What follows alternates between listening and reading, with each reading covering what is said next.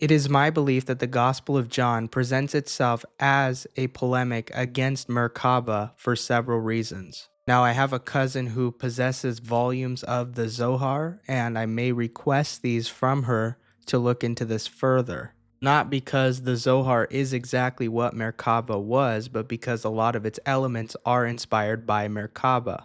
Now, here are just a couple things about Merkaba. One is that they had a tradition starting in the 2nd century BCE that associated Moses with a coronation as king and prophet on Mount Sinai. Secondly, this belief system involves an initiated traveler traversing several spiritual realms, including palaces or sanctuaries. So this is more of a visual experience rather than a literal experience, until they reach the highest level, the throne region.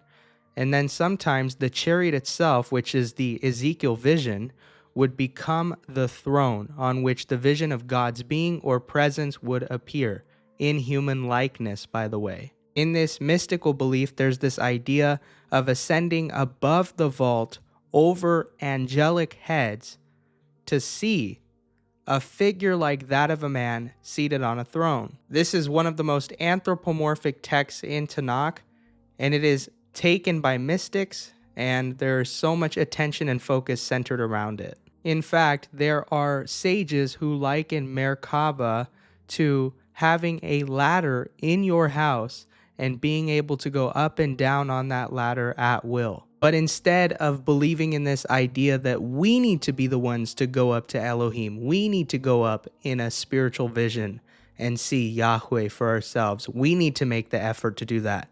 John 1 presents a very different narrative in its first verse.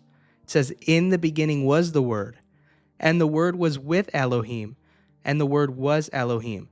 So instead of us going up to the Most High, the Creator effortlessly comes down and humbles himself. So instead of ascending to heaven by means of a divine name or using name techniques, the Creator comes down to man and dwells with him. In John 1:14 we read, "The Word became flesh and made his dwelling among us. We have seen his glory, the glory of the one and only Son, who came from the Father, full of grace and truth." And of course, in the house of Judah, they tend to conflate manifestations of Elohim with idolatry.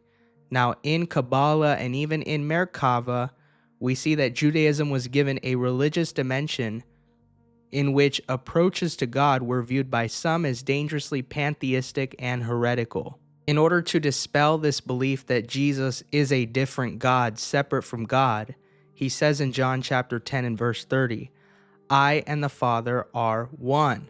If Echad makes the Messiah a composite unity with the Father, he is no longer an idol.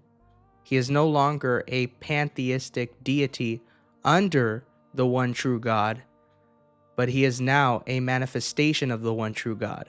Now we also see in Merkava that once a worthy initiate enters the realm of God, that he does not need to fear. He will not be slaughtered and he will not be burned.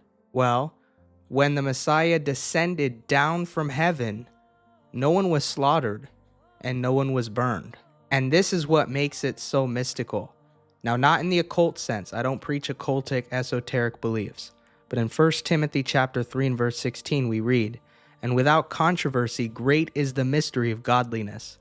Elohim was manifest in the flesh, justified in the spirit, seen of angels, preached unto the Gentiles, believed on in the world, received up into glory." This is just an introduction.